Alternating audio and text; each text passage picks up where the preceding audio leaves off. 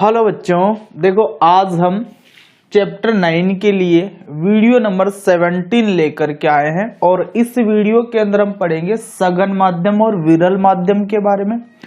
और साथ में हम ये भी पढ़ेंगे कि जब प्रकाश की किरण सघन माध्यम से विरल माध्यम में जाती है तब तो क्या होता है, और जब प्रकाश की किरण विरल माध्यम से सघन माध्यम में जाती है तब क्या होता है। ठीक है, और यही बातें आगे चल करके अपने काम आएगी जब अपन अपवर्तन की घटनाओं की व्याख्या करेंगे। तो वही बातें अपने जो आज पढ़ने वाले हैं वही बातें अपने आगे चल करके काम आने वाली हैं। ठीक है, तो स्टार्ट करते हैं भाई। तो हम जान लेते हैं कि सघन माध्यम तो क्या होता है और विरल माध्यम क्या होता है। तो हेडिंग लगा लें भाई, सघन माध्यम एवं विरल माध्यम। विरल माध्यम तो दोनों को अपन समझेंगे। तो भाई ध्यान दो, हम यहां पर अपवर्तन की घटना पढ़ रहे थे पहले। तो अपवर्तन की घटना पारदर्शी माध्यम के द्वारा संपादित होती है।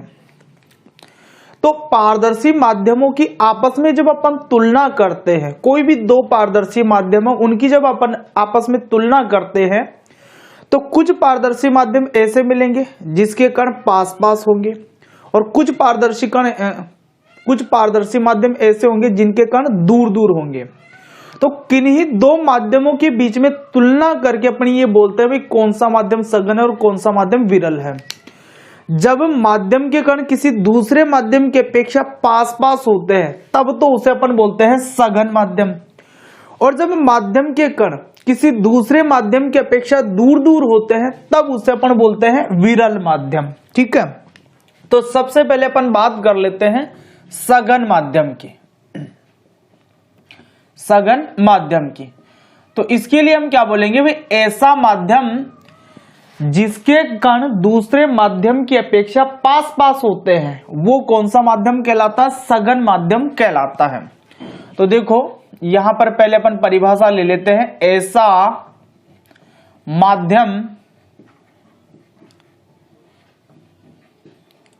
जिसके कण दूसरे माध्यम की अपेक्षा, ऐसा माध्यम जिसके कण दूसरे माध्यम की अपेक्षा पास पास होते हैं, पास पास होते हैं, सघन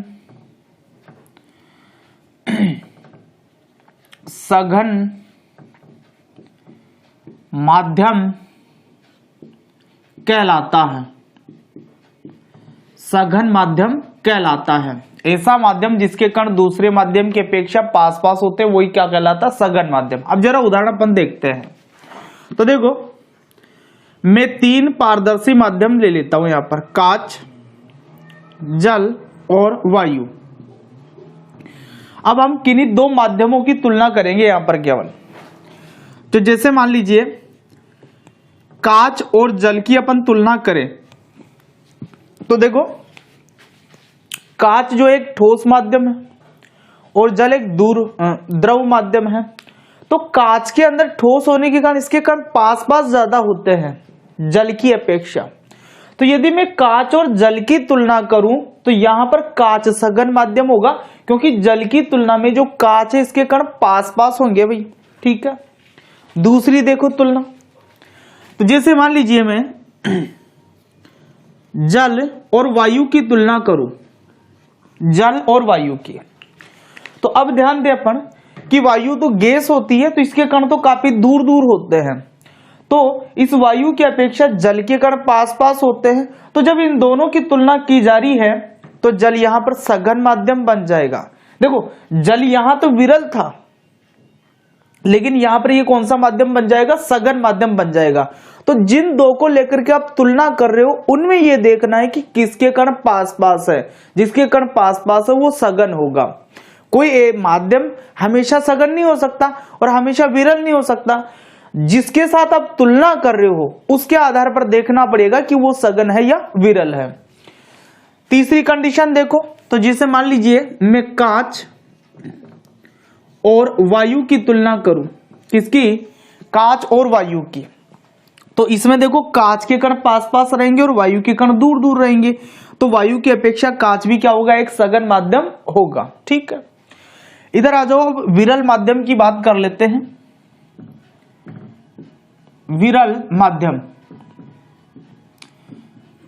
तो भाई ऐसा माध्यम जिसके कण दूसरे माध्यम की अपेक्षा दूर दूर होते हैं वो कहलाता है विरल माध्यम। तो हम बोलेंगे ऐसा माध्यम जिसके कण दूसरे माध्यम की अपेक्षा दूर दूर होते हैं, दूर दूर होते हैं, विरल माध्यम कहलाता है, विरल माध्यम कहलाता है। ठीक है, तो जैसे अब यही तीन माध्यम लेकर के अपन तुलना करें तो कांच और जल की यदि आप तुलना करेंगे तो जल के जो कण है कांच की अपेक्षा दूर दूर है, तो यहां पर जल कौन सा माध्यम हो जाएगा, विरल माध्यम हो जाएगा।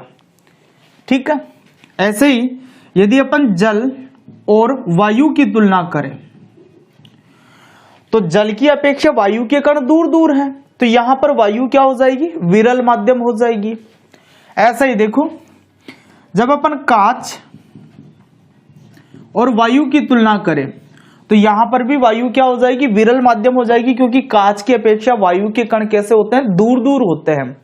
तो किन्हीं दो माध्यमों में तुलना करके हमें बताना होगा कि कौन सा माध्यम सघन है और कौन सा विरल है। ठीक है, तो यहां पर अपन उदाहरण लेते हैं अब कि जैसे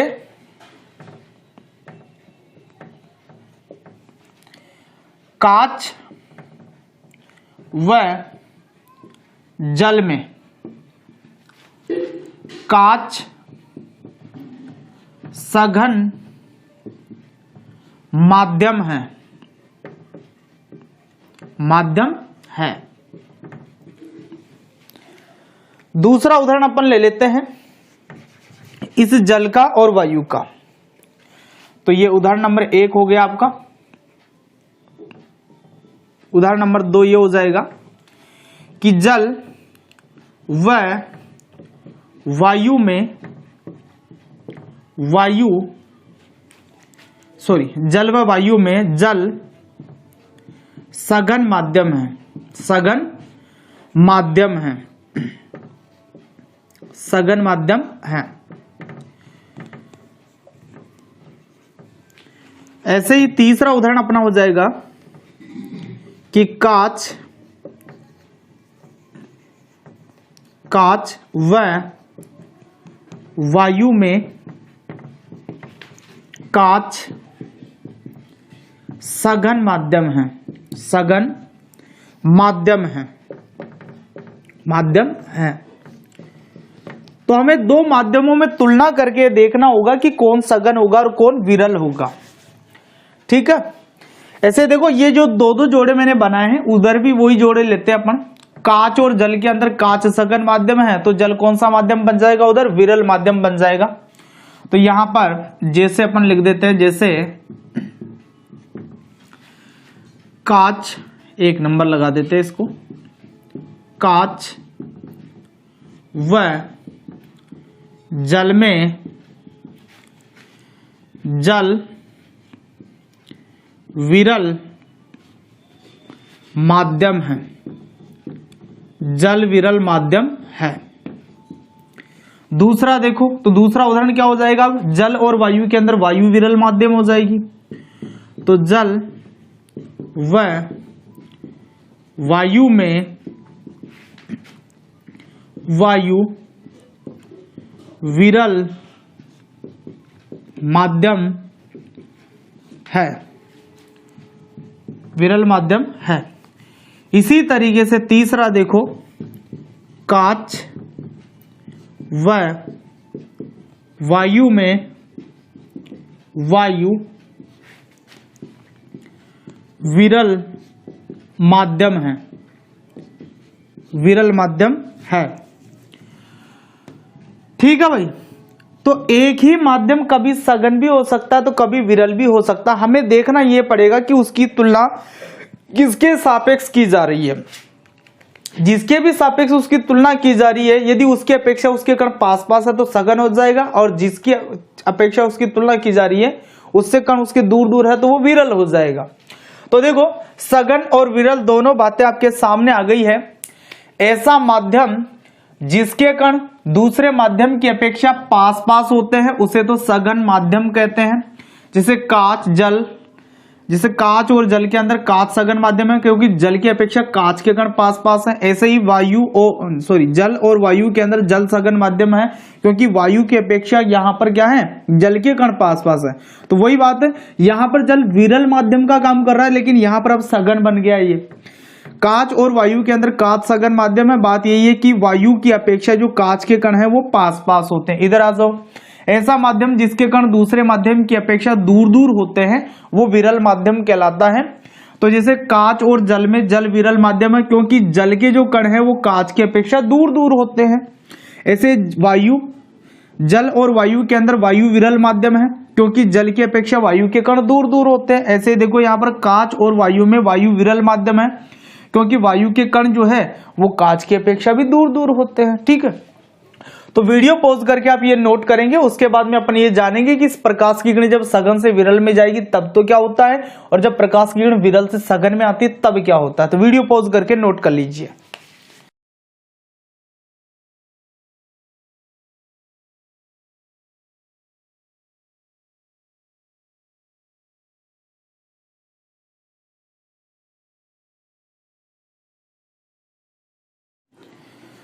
ठीक है भाई, किया आपने नोट। अब आगे देखो, हम इस बात पर विचार करने वाले हैं कि जब प्रकाश की किरण सघन माध्यम से विरल माध्यम में जाती है तब तो क्या होता है, और जब प्रकाश की किरण विरल माध्यम से सघन माध्यम में जाएगी जब क्या होगा। तो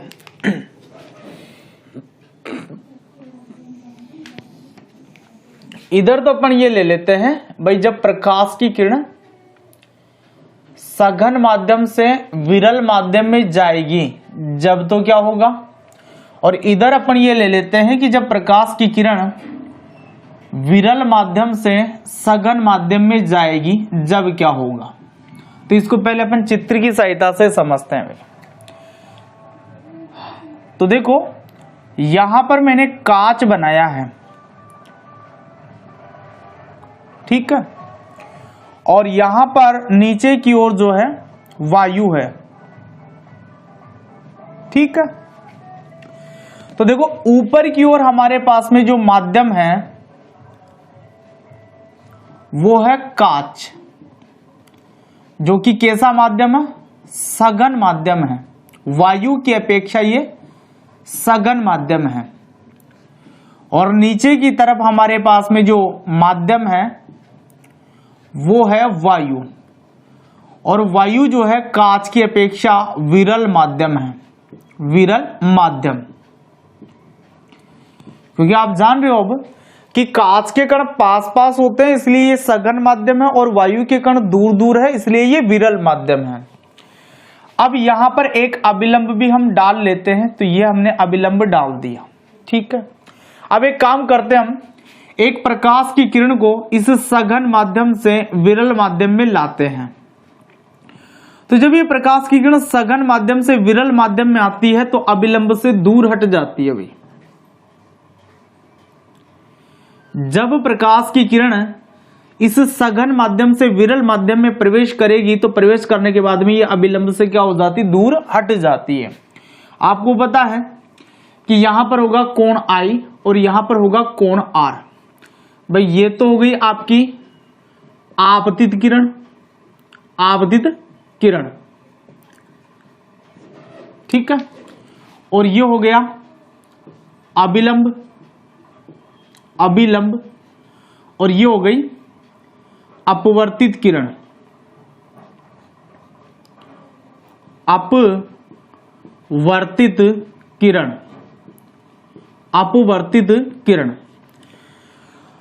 तो यहां पर आपतित किरण और अभिलंब के बीच में जो कोण बनेगा उसको आपतन कोण बोलते हैं अपन, और ऐसे ही अपवर्तित किरण और अभिलंब के बीच में जो कोण बनेगा उसको अपन बोलेंगे अपवर्तन कोण। तो यहां पर आप देख पा रहे हैं कि ये जो I है इसका मान R की अपेक्षा कम है।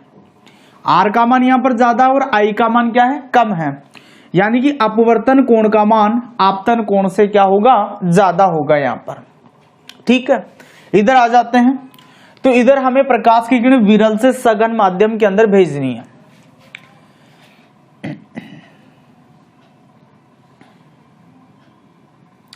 विरल से सघन माध्यम के अंदर भेजनी है।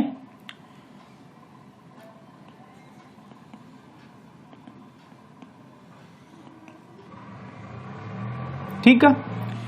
तो यहां पर हम माध्यम वायु ले लेते हैं जो कि विरल माध्यम है, विरल माध्यम। और यहां पर नीचे माध्यम कांच ले लेते हैं, और माध्यम कांच जो है वो सघन माध्यम है। कौन सा माध्यम है, सघन माध्यम, ठीक है।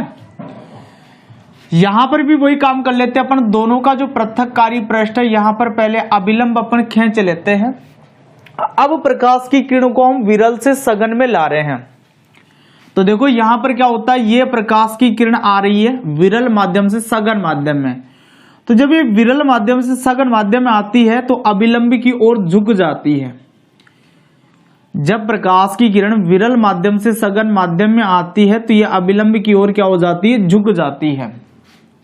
तो इसको थोड़ा सा मैं ऐसे दिखा देता हूं। अब ये प्रकाश की किरण मान लीजिए ऐसे आई और अभिलंब की ओर झुक गई, तो यहां पर है आपके पास में कोण I और यहां पर है कोण R, ठीक है।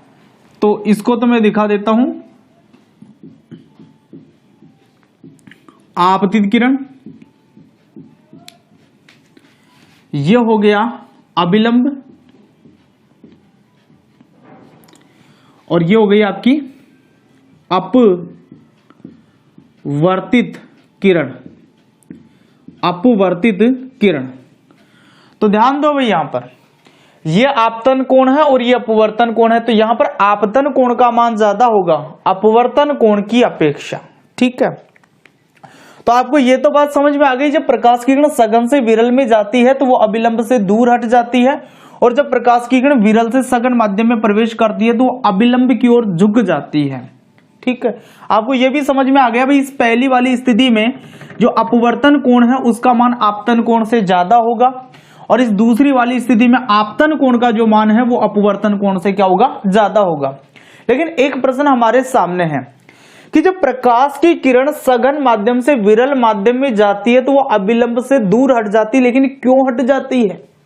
ऐसे दूसरा प्रश्न हमारे इधर भी है कि जब प्रकाश की किरण सघन माध्यम से विरल माध्यम से सघन माध्यम में प्रवेश कर रही है तो वो अभिलंब की ओर झुक जाती है, तो क्यों झुक जाती है वो किरण। तो ध्यान दो, यहां पर प्रकाश जो है किसी भी पारदर्शी माध्यम में प्रवेश कर जाता तो उसकी आवर्ती नहीं बदलती है, उसकी आवर्ती नहीं बदलती है, लेकिन उसका वेग बदलता, उसका वेग बदल जाता। तो देखो क्या होता है, जब प्रकाश की किरण सघन माध्यम से विरल माध्यम में प्रवेश करती है तो उसकी आवर्ती तो वही रहती है, लेकिन उसका वेग पहले की अपेक्षा बढ़ जाता है। जब वेग पहले की अपेक्षा बढ़ जाता है तो यह अभिलंब से दूर हट जाती है, ठीक है। और जब प्रकाश की किरण विरल माध्यम से सघन माध्यम में प्रवेश करती है तो उसकी आवर्ती तो वही रहती है, लेकिन इसका जो वेग है वो कम हो जाता है और कम होने की वजह से ये अविलंब की ओर क्या हो जाती है, झुक जाती है। तो देखो ये दोनों जो बातें हैं ये आपके सामने मैं लिख देता हूं। अब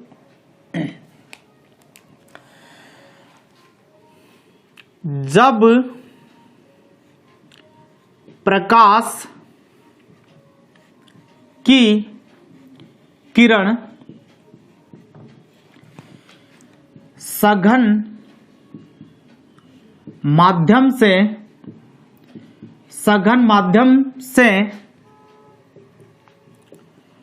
विरल माध्यम में प्रवेश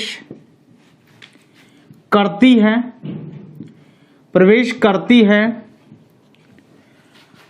तो वह अविलंब से दूर हट जाती है तथा इस स्थिति में अपवर्तन कोण, तो अपवर्तन कोण को अपन दिखा रखे हैं कोण R से, का मान आपतन कोण और आपतन कोण को हमने दिखा रखा है कोण I से अधिक होता है। अब इसका कारण पूछा जाए हमें कि ऐसा क्यों हो रहा है, तो इसका कारण यह है कि जब प्रकाश की किरण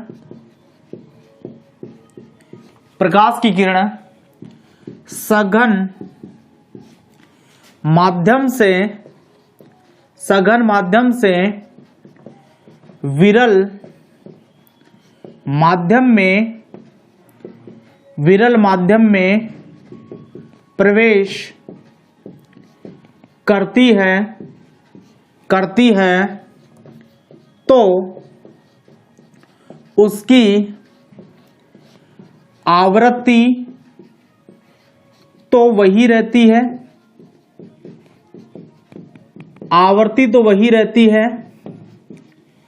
लेकिन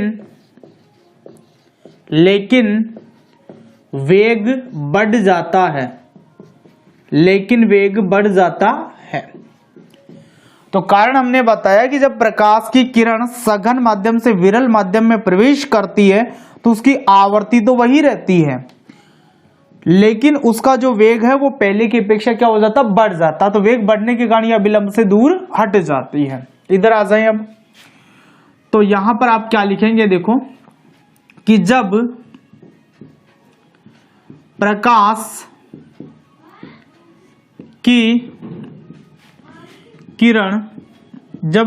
की किरण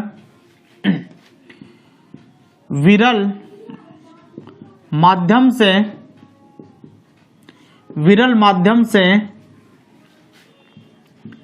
सघन माध्यम में प्रवेश करती है तो वह अविलंब की ओर झुक जाती है, अविलंब की ओर झुक जाती है। तो यहां पर यह अविलंब की ओर झुकती हुई नजर आ रही है। आगे देखो, तथा इस स्थिति में अपवर्तन कोण और अपवर्तन कोण को हम कौन से कोण की सहायता से दिखाते हैं? कोण आर की सहायता से। कोण आर का मान आपतन कोण, और आपतन कोण को हम किससे दिखाते हैं? कोण आई की सहायता से दिखाते हैं, कोण आई। तो अपवर्तन कोण का मान आपतन कोण से कम होता है, कम होता है। ठीक है, तो ये कोण आर का मान जो है कम होगा किससे? कोण आई से। अब यहां पर दूसरी बात क्या है कि ऐसा हो क्यों रहा है, तो इसके पीछे का कारण भी अपन लिखेंगे। इसका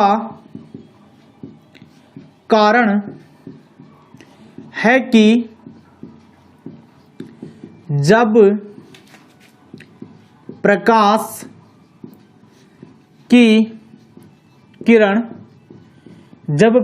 की किरण विरल माध्यम से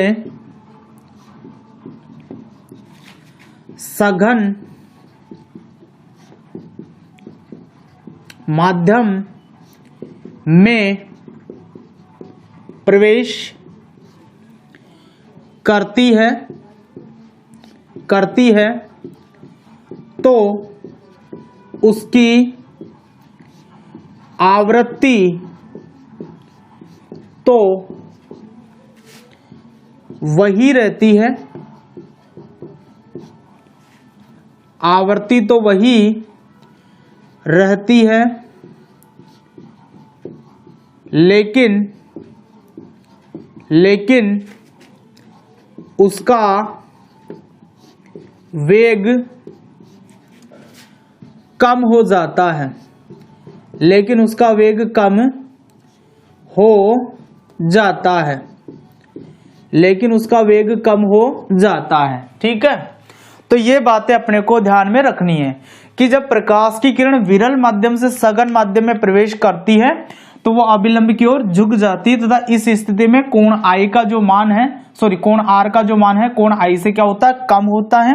इसका कारण क्या है कि जब प्रकाश की किरण विरल माध्यम से सघन माध्यम में प्रवेश करती है तो उसकी आवृत्ति तो वही है, लेकिन उसका वेग पहले की अपेक्षा कम हो जाता है, जिसके कारण से ये अभिलंब की ओर क्या हो जाती है? झुक जाती है। ठीक है, तो ये दोनों बातें बहुत इंपॉर्टेंट है, बोर्ड एग्जाम में प्रश्न पूछा जा सकता है कि चित्र बना करके समझाइए कि क्या होता है जब प्रकाश की किरण सघन माध्यम से विरल माध्यम में जाती है, और क्या होता है जब प्रकाश की किरण विरल माध्यम से सघन माध्यम में जाती है। ऐसे प्रश्न पूछे जाते हैं।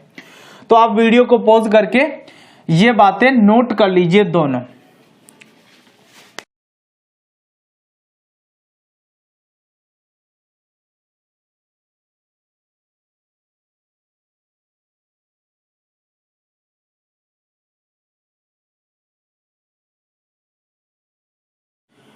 ठीक है भाई, किया आपने नोट। अब देखो हम नेक्स्ट वीडियो के अंदर अपवर्तन पर जो आधारित घटनाएं हैं उनकी व्याख्या स्टार्ट करेंगे। तो उन व्याख्या के अंदर भी अपन यही बातें काम में लेंगे, क्योंकि उनमें होगा यही, या तो प्रकाश की किरण सघन माध्यम से विरल माध्यम में प्रवेश करेगी, या प्रकाश की किरण विरल माध्यम से सघन माध्यम के अंदर प्रवेश करेगी। तो इसी आधार पर अपन वो जो अपवर्तन की घटनाएं हैं उनकी व्याख्या करेंगे। तो मिलते हैं फिर नेक्स्ट वीडियो में उन घटनाओं के साथ में, तब तक के लिए ऑल द बेस्ट।